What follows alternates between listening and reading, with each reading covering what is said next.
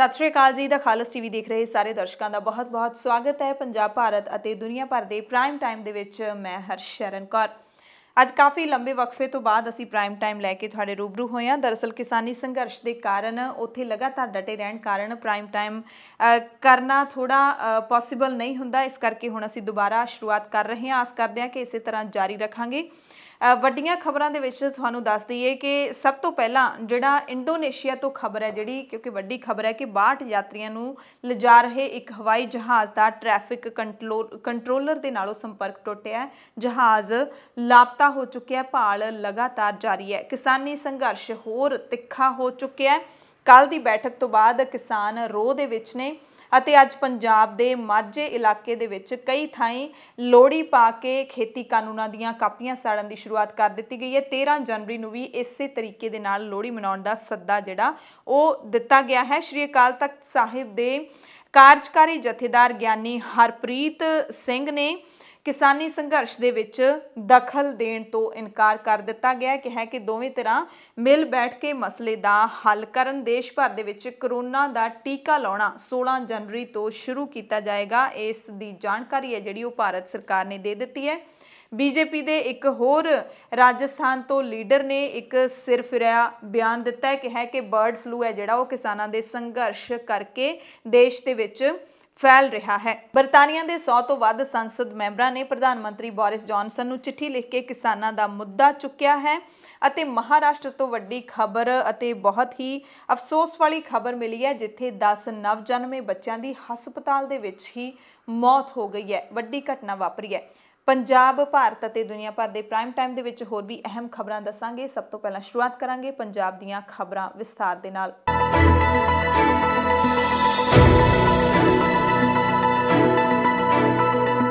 Prime time bulletin दे विच पंजाब दीयां खबरां विस्तार दे विच सब तो पहली खबर उदास करन वाली है थोड़ा, क्योंकि दिल्ली दे सिंघू बॉर्डर तो आई है जिथे 35 साला नौजवान किसान अमरिंदर सिंह ने जहर खा के खुदकुशी की कोशिश की। अमरिंदर सिंह ने सिंघू बॉर्डर की मुख्य स्टेज के नेड़े जहर खाधा, जिस तो बाद तुरंत उन्होंने फिम्स हस्पताल इंस्टीट्यूट सोनीपत का जिहड़ा हैगा उत्थे लिजाया गया जिथे उन्हों का इलाज चल रहा है।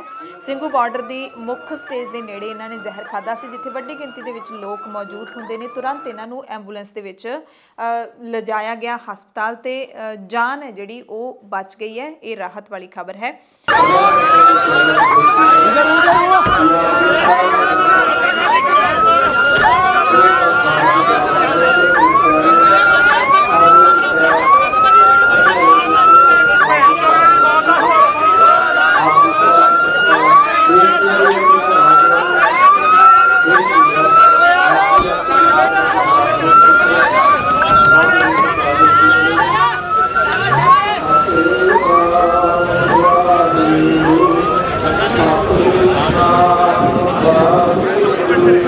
खेती कानूनों के मसले ते किसानां अते केंद्र सरकार दे विचकार विचोलगी करन तो श्री अकाल तख्त साहिब दे कार्यकारी जथेदार ज्ञानी हरप्रीत सिंह ने ना कर दित्ती है। ज्ञानी हरप्रीत सिंह ने स्पष्ट किया है कि यह कोई सिख रहत मर्यादा, कौमी सिख धर्म जां फिर सिद्धांतिक वखरेवें दा मसला नहीं है। यह मसला सरकार दे खेती कानूनों ते भारत दे किसानां दे विचकार दा मसला है। इस ते श्री अकाल तख्त साहिब की किसी तरह की भूमिका की कोई लोड़ नहीं है।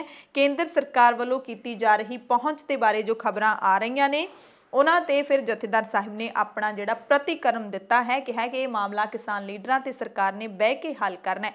श्री अकाल तख्त साहिब तो हर तरह के सहयोग की गल पहला भी उन्होंने कहा कि असीं कह चुके हैं ते अगे भी किसानां दे संघर्ष दे विच हर तरह का सहयोग जिहड़ा ओह जारी रहेगा। जथेदार हरप्रीत सिंह ने कहा कि अकाल तख्त साहिब किसानों को अपील जरूर करता है कि शांति ते सद्भावना दे नाल लोकतंत्र की मर्यादा दे विच रह के इस मामले नूं छेती हल करन ताकि दुनिया के मूहरे साडी चंगी तस्वीर जावे ते अजिहा हो भी रहा है। जथेदार ने शलाघा भी की है। सुन लैंदे आ कि पूरा उन्होंने की बोलिया। मसला हैगा ये भारत के किसानों का मसला है और कानून के नाल संबंधित मसला है, क्योंकि खेती बिल जिहड़े भारत सरकार ने पास किए ने उन्हां दी किसान ਜਿਹੜੇ ਭਾਰਤ ਦੇ ਵਿਰੋਧਤਾ ਕਰ ਰਹੇ ਆ। ਇਹ ਕੋਈ ਸਿੱਖ ਰਹਿਤ ਮਰਿਆਦਾ ਨਾਲ ਸੰਬੰਧਿਤ ਜਾਂ ਕੋਈ ਕੌਮੀ ਸਿੱਖ ਧਰਮ ਦਾ ਜਿਹੜਾ ਮਸਲਾ ਨਹੀਂ ਹੈ ਤੇ ਨਾ ਹੀ ਕਿਸੇ ਸਿਧਾਂਤਕ ਵਖਰੇਵੇਂ ਨਾਲ ਸੰਬੰਧਿਤ ਕੋਈ ਮਸਲਾ ਹੈ। ਇਸ ਕਰਕੇ ਇਸ ਮਸਲੇ ਦਾ ਹੱਲ ਜਿਹੜਾ ਹੈ ਉਹ ਕਿਸਾਨ ਆਗੂਆਂ ਨੇ ਤੇ ਕੇਂਦਰ ਸਰਕਾਰ ਨੇ ਆਪਸੀ ਗੱਲਬਾਤ ਦੇ ਰਾਹੀਂ ਮਿਲ ਬੈਠ ਕੇ ਕਰਨਾ ਹੈ ਔਰ ਜਿੰਨੀ ਜਲਦੀ ਇਸ ਮਸਲੇ ਦਾ ਹੱਲ ਕੀਤਾ ਜਾ ਸਕਦਾ ਹੈ ਕੇਂਦਰ ਸਰਕਾਰ ਵੱਲੋਂ ਉਹਨੂੰ ਕਰਨਾ ਚਾਹੀਦਾ ਹੈ, ਕਿਉਂਕਿ ਲੰਬੇ ਸਮੇਂ ਤੋਂ ਕਿਸਾਨ ਜਿਹੜਾ ਹੈ ਉਹ ਸੜਕਾਂ ਦੇ ਉੱਤੇ ਬੈਠਾ ਹੈ। ਹਾਂ, ਸ੍ਰੀ ਅਕਾਲ ਤਖਤ ਸਾਹਿਬ ਵੱਲੋਂ ਪਹਿਲੋਂ ਵੀ ਕਈ ਵਾਰ ਅਸੀਂ ਅਪੀਲਾਂ ਕੀਤੀਆਂ ਨੇ ਕਿ ਕਿਸਾਨ ਜਥੇਬੰਦੀਆਂ ਨੂੰ, ਕਿਸਾਨਾਂ ਨੂੰ ਹਰ ਤਰ੍ਹਾਂ ਦਾ ਸਹਿਯੋਗ ਦਿੱਤਾ ਜਾਏ ਤੇ ਹੁਣ ਵੀ ਸਾਡਾ ਸਹਿਯੋਗ ਰਹੇਗਾ। ਲੇਕਿਨ ਇਸ ਮਸਲੇ ਦਾ ਜਿਹੜਾ ਹੱਲ ਹੈ ਉਹ ਕਿਸਾਨ ਆਗੂਆਂ ਨੇ ਤੇ ਭਾਰਤ ਸਰਕਾਰ ਨੇ ਮਿਲ ਬੈਠ ਕੇ ਕਰਨਾ ਹੈ ਔਰ ਜਿੰਨੀ ਜਲਦੀ ਇਸ ਮਸਲੇ ਦਾ ਹੱਲ ਹੋਵੇ ਉਨਾ ਹੀ ਬਿਹਤਰ ਹੈ।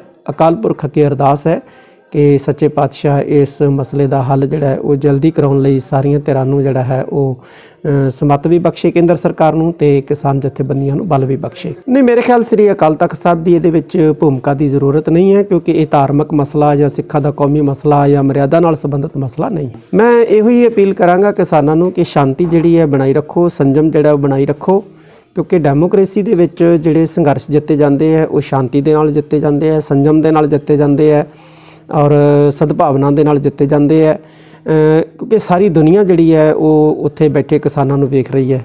ਤਾਂ ਇਸ ਲਈ ਇਸ ਤਰ੍ਹਾਂ ਦੀਆਂ ਜਿਹੜੀਆਂ ਹੈ ਗੱਲਾਂ ਬਾਤਾਂ ਆਪਾਂ ਕਰੀਏ ਜਿਹਦੇ ਨਾਲ ਆਪਣਾ ਜਿਹੜਾ ਪੋਜ਼ਿਟਿਵ ਰੂਪ ਜਿਹੜਾ ਹੈ ਆਪਣਾ ਉਹ ਦੁਨੀਆ ਦੇ ਸਾਹਮਣੇ ਆਵੇ ਔਰ ਐਸਾ ਹੋ ਵੀ ਰਿਹਾ ਤੇ ਸਾਨੂੰ ਨੈਗੇਟਿਵਿਟੀ ਤੋਂ ਜਿਹੜਾ ਬਚਣ ਦੀ ਬਹੁਤ ਲੋੜ ਹੈ। ਦਰਅਸਲ ਦ ਟ੍ਰਿਬਿਊਨ ਤੇ ਖਬਰ ਹੈ ਜਿਹੜੀ ਉਹ ਛਪੀ ਸੀ 9 ਜਨਵਰੀ ਨੂੰ। ਅਖਬਾਰ ਦੇ ਵਿੱਚ ਲਿਖਿਆ ਸੀ ਕਿ ਬੀਜੇਪੀ ਦੇ ਵੱਲੋਂ ਹੁਣ ਇਸ ਮਸਲੇ ਨੂੰ ਹੱਲ ਕਰਨ ਲਈ ਜਥੇਦਾਰ ਸ਼੍ਰੀ ਅਕਾਲ ਤਖਤ ਸਾਹਿਬ ਤੱਕ ਪਹੁੰਚ ਕਰਨ ਬਾਰੇ ਵਿਚਾਰ ਕੀਤਾ ਜਾ ਰਿਹਾ ਹੈ। ਇਸ ਤੇ ਮੋਹਰ ਲਾਈ ਸੀ ਬੀਜੇਪੀ ਦੇ ਕੌਮੀ ਬੁਲਾਰੇ ਕਮਲਜੀਤ ਸੋਈ ਨੇ। ਕਿਹਾ ਸੀ ਕਿ ਜਦੋਂ ਗੱਲਬਾਤ ਹਾਂ ਜਾਂ ਨਾ ਤੋਂ ਅੱਗੇ ਨਹੀਂ ਵੱਧ ਰਹੀ ਤਾਂ ਸਾਨੂੰ ਤੀਜੀ ਧਿਰ ਦੀ ਲੋੜ ਹੈ ਜਿਸ ਤੇ ਦੋਵਾਂ ਧਿਰਾਂ ਭਰੋਸਾ ਕਰ ਸਕਦੀਆਂ ਹੋਣ। ਭਰੋਸੇ ਦੀ ਕਮੀ ਹੈ, ਇਸੇ ਕਰਕੇ ਕਿਸੇ ਤੀਸਰੇ ਬੰਦੇ ਦੀ ਲੋੜ ਹੈ ਤੇ ਧਾਰਮਿਕ ਸ਼ਖਸੀਅਤਾਂ ਹੀ ਇਸ ਕਮੀ ਨੂੰ ਪੂਰਾ ਕਰ ਸਕਦੀਆਂ ਨੇ ਤੇ ਅਸੀਂ ਗਿਆਨੀ ਹਰਪ੍ਰੀਤ ਸਿੰਘ ਨੂੰ ਸੰਪਰਕ ਕਰਾਂਗੇ। ਪਰ ਸੰਪਰਕ ਕਰਨ ਤੋਂ ਪਹਿਲਾਂ ਹੀ ਗਿਆਨੀ ਹਰਪ੍ਰੀਤ ਸਿੰਘ ਨੇ ਵਿੱਚ ਪੈਣ ਤੋਂ ਇਨਕਾਰ ਕਰ ਦਿੱਤਾ ਹੈ। ਭਾਰਤੀ ਕਿਸਾਨ ਯੂਨੀਅਨ ਦੇ ਲੀਡਰ ਜੋਗਿੰਦਰ ਸਿੰਘ ਉਗਰਾਹਾਂ ਨੇ ਕਿਹਾ ਹੈ ਕਿ ਸਰਕਾਰ ਸਾਡੇ ਸੰਘਰਸ਼ ਦੇ ਦਬਾਅ ਹੇਠ ਹੈ, ਕਿਉਂਕਿ ਸਾਡਾ ਸੰਘਰਸ਼ ਬਹੁਤ ਹੀ ਸ਼ਾਂਤਮਈ ਢੰਗ ਨਾਲ ਚੱਲ ਰਿਹਾ ਹੈ।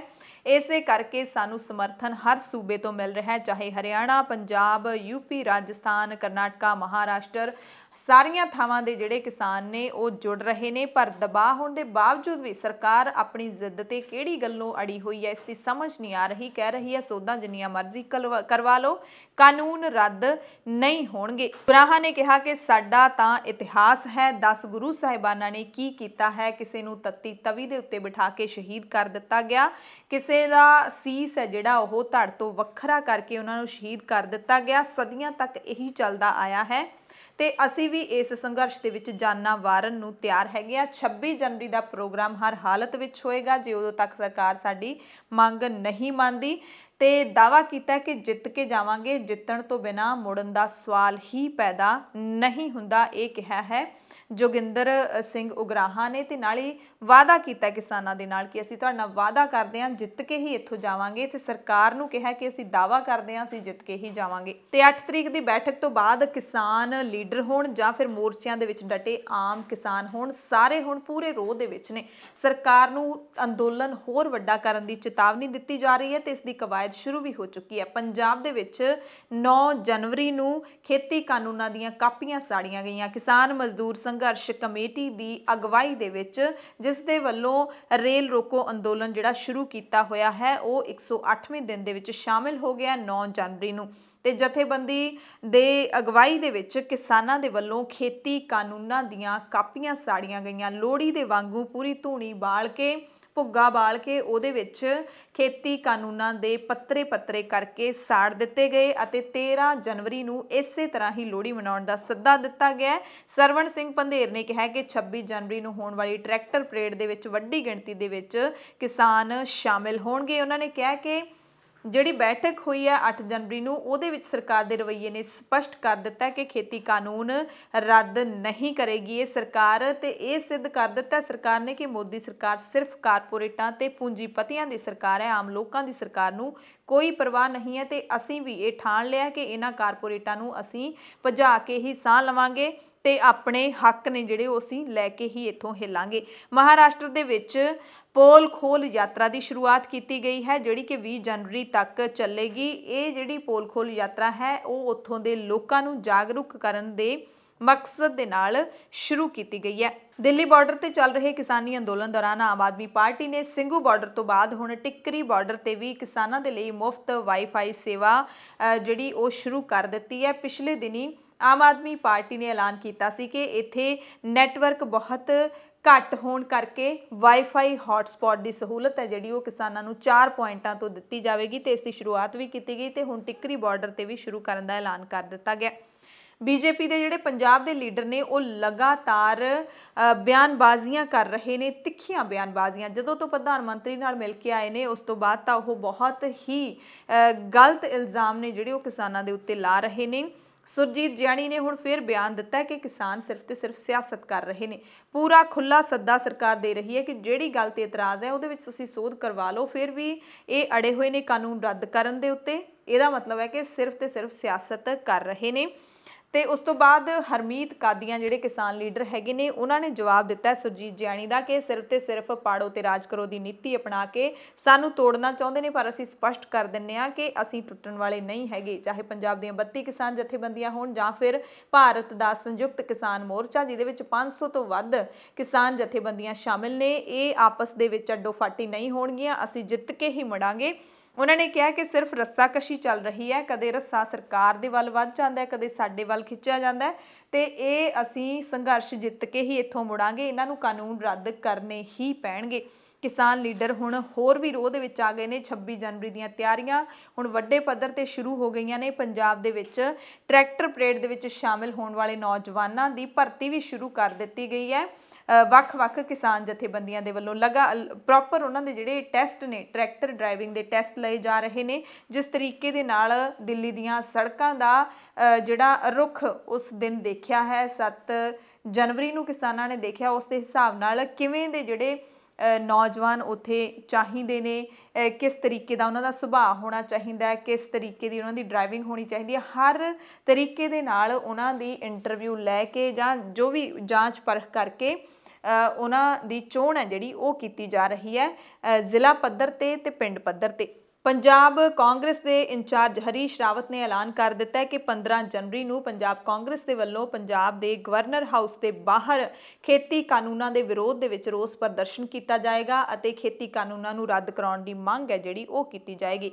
ਸੁਪਰੀਮ ਕੋਰਟ ਤੋਂ ਕਿਸਾਨਾਂ ਦਾ ਭਰੋਸਾ ਪੂਰੀ ਤਰ੍ਹਾਂ ਦੇ ਨਾਲ ਉੱਠ ਚੁੱਕਿਆ ਹੈ। 8 ਜਨਵਰੀ ਦੀ ਬੈਠਕ ਤੋਂ ਬਾਅਦ ਲਗਾਤਾਰ ਕਿਸਾਨ ਲੀਡਰ ਇੰਟਰਵਿਊਜ਼ ਦੇ ਰਹੇ ਨੇ, ਆਪਣੇ ਪ੍ਰਤੀਕਰਮ ਦੇ ਰਹੇ ਨੇ ਤੇ ਉਹਨਾਂ ਨੇ ਵਾਰ-ਵਾਰ ਕਿਹਾ ਕਿ ਜਿਹੜਾ ਸਰਕਾਰ ਨੇ 15 ਜਨਵਰੀ ਦੀ ਬੈਠਕ ਰੱਖੀ ਹੈ, ਇੰਨੇ ਲੰਬੇ ਗੈਪ ਤੋਂ ਬਾਅਦ 8 ਜਨਵਰੀ ਤੋਂ ਬਾਅਦ 15 ਜਨਵਰੀ ਯਾਨੀ ਕਿ ਪੂਰੇ ਜਿਹੜੇ ਹੈਗੇ ਨੇ 7-8 ਦਿਨਾਂ ਦੇ ਬਾਅਦ ਇਹ ਮੀਟਿੰਗ ਰੱਖੀ ਹੈ, ਉਹਦਾ ਮਕਸਦ ਹੈ ਸਰਕਾਰ ਦਾ ਕਿ ਸੁਪਰੀਮ ਕੋਰਟ ਦੇ ਵਿੱਚ ਜਿਹੜੀ 11 ਜਨਵਰੀ ਦੀ ਸੁਣਵਾਈ ਹੈ ਉਸ ਦੇ ਵਿੱਚ ਕੋਈ ਫੈਸਲਾ ਕਰਵਾ ਕੇ ਸਰਕਾਰ ਸਾਡੇ ਤੇ ਥੋਪਣਾ ਚਾਹੁੰਦੀ ਹੈ। ਪਰ ਕਿਸਾਨਾਂ ਨੇ ਸਾਫ਼ ਕਰ ਦਿੱਤਾ ਹੈ ਕਿ ਨਾ ਹੀ ਤਾਂ ਅਸੀਂ ਇਸ ਮਸਲੇ ਨੂੰ ਲੈ ਕੇ ਅਦਾਲਤ ਦੇ ਵਿੱਚ ਗਏ ਹਾਂ, ਪਹਿਲੇ ਦਿਨ ਤੋਂ ਹੀ ਅਸੀਂ ਗਏ ਨਹੀਂ ਹੈਗੇ, ਨਾ ਹੀ ਅਸੀਂ ਜਾਣਾ ਚਾਹੁੰਦੇ ਹਾਂ। ਇਹਦਾ ਮਤਲਬ ਹੈ ਕਿ ਕਿਸਾਨਾਂ ਨੂੰ ਵੱਡੀ ਜਿਹੜੀ ਅਦਾਲਤ ਹੈ, ਭਾਰਤ ਦੀ ਸਰਵਉੱਚ ਅਦਾਲਤ ਹੈ, ਉਸ ਤੇ ਭਰੋਸਾ ਹੀ ਨਹੀਂ ਰਿਹਾ। ਪਿਛਲੇ ਦਿਨਾਂ ਦੇ ਵਿੱਚ ਆਪਾਂ ਦੇਖਿਆ ਕਿ ਜਦੋਂ ਇੱਕ ਕਿਸਾਨ ਜਥੇਬੰਦੀ ਜਿਹੜੀ ਲੱਖੋਵਾਲ ਹੈ, ਭਾਰਤੀ ਕਿਸਾਨ ਯੂਨੀਅਨ ਲੱਖੋਵਾਲ, ਉਹਦੇ ਇੱਕ ਲੀਡਰ ਹਰਿੰਦਰ ਸਿੰਘ ਲੱਖੋਵਾਲ ਬਿਨਾਂ ਸਲਾਹ ਤੋਂ ਸੁਪਰੀਮ ਕੋਰਟ ਚਲੇ ਗਏ ਸੀ ਤਾਂ ਕਿਸਾਨਾਂ ਨੇ ਉਸ ਦਾ ਬਾਈਕਾਟ ਕਰ ਦਿੱਤਾ ਸੀ। ਯਾਨੀ ਕਿ ਕਿਸਾਨਾਂ ਨੂੰ ਭਰੋਸਾ ਹੀ ਨਹੀਂ ਰਿਹਾ, ਸਰਕਾਰ ਦੇ ਨਾਲ ਅਦਾਲਤ ਤੇ ਵੀ ਕੋਈ ਭਰੋਸਾ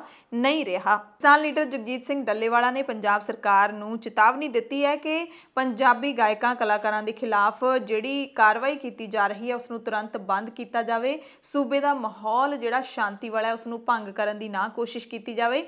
ਉਹਨਾਂ ਨੇ ਜਿਹੜਾ ਕਿਸਾਨ ਜਿਹੜਾ ਕਿਸਾਨ ਐਂਥਮ ਲਿਖਣ ਵਾਲਾ ਜਿਹੜਾ ਗੀਤਕਾਰ ਹੈ ਸ਼੍ਰੀ ਬਰਾੜ, ਉਸ ਦੀ ਗ੍ਰਿਫਤਾਰੀ ਨੂੰ ਲੈ ਕੇ ਉਹਨਾਂ ਨੇ ਇਤਰਾਜ਼ ਜਤਾਇਆ ਹੈ ਤੇ ਜਿਹੜੇ ਈਡੀ ਦੇ ਵੱਲੋਂ ਛਾਪੇ ਮਾਰੇ ਜਾ ਰਹੇ ਨੇ ਪੰਜਾਬ ਦੇ ਕਲਾਕਾਰਾਂ ਦੇ ਘਰਾਂ ਦੇ ਉੱਤੇ, ਉਸ ਨੂੰ ਲੈ ਕੇ ਵੀ ਇਤਰਾਜ਼ ਪ੍ਰਗਟ ਕੀਤਾ ਹੈ ਤੇ ਕਿਹਾ ਕਿ ਸੂਬੇ ਦੇ ਵਿੱਚ ਮਾਹੌਲ ਖਰਾਬ ਕਰਨ ਦੀ ਕੋਸ਼ਿਸ਼ ਹੈ ਜਿਹੜੀ ਉਹ ਸਰਕਾਰ ਦੇ ਵੱਲੋਂ ਕੀਤੀ ਜਾ ਰਹੀ ਹੈ। ਖੇਤੀ ਕਾਨੂੰਨਾਂ ਦੇ ਵਿਰੋਧ ਵਿੱਚ ਅਤੇ ਕਿਸਾਨਾਂ ਦੀ ਹਮਾਇਤ ਦੇ ਵਿੱਚ ਲੋਕ ਦੇਸ਼ ਤੋਂ ਹੀ ਨਹੀਂ ਵਿਦੇਸ਼ਾਂ ਤੋਂ ਵੀ ਜੁੜ ਰਹੇ ਨੇ।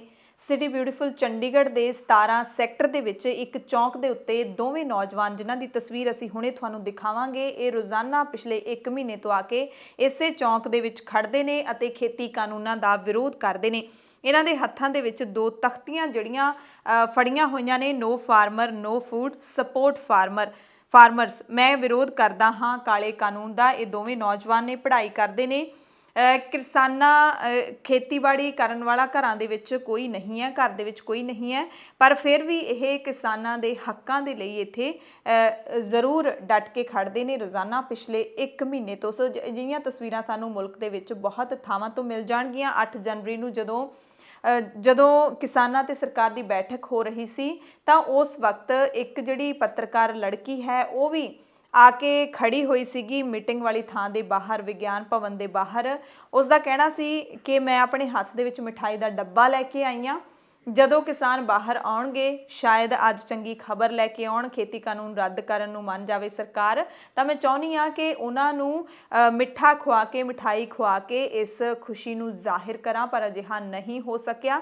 ਉਸ ਨੂੰ ਨਿਰਾਸ਼ਾ ਦੇ ਵਿੱਚ ਹੀ ਮਿਠਾਈ ਵਾਲਾ ਡੱਬਾ ਉਸੇ ਤਰ੍ਹਾਂ ਲੈ ਕੇ ਵਾਪਸ ਮੁੜਨਾ ਪਿਆ। ਕਰਨ ਲਈ ਇੱਥੇ ਖੜਿਆ ਜਿਹੜੇ ਕਿ ਸਰਕਾਰ ਨੇ 3 ਕਾਨੂੰਨ ਬਣਾਏ ਨੇ ਜੀ, ਮੈਂ ਉਹਨਾਂ ਦਾ ਵਿਰੋਧ ਕਰਦਾ ਕਿਉਂਕਿ ਉਹ ਕਾਨੂੰਨ ਸਹੀ ਨਹੀਂ ਹੈਗੇ, ਕਿਸਾਨਾਂ ਲਈ ਵੀ ਨਹੀਂ ਸਹੀ ਹੈਗੇ ਤੇ ਆਮ ਜਨਤਾ ਲਈ ਵੀ ਨਹੀਂ ਸਹੀ।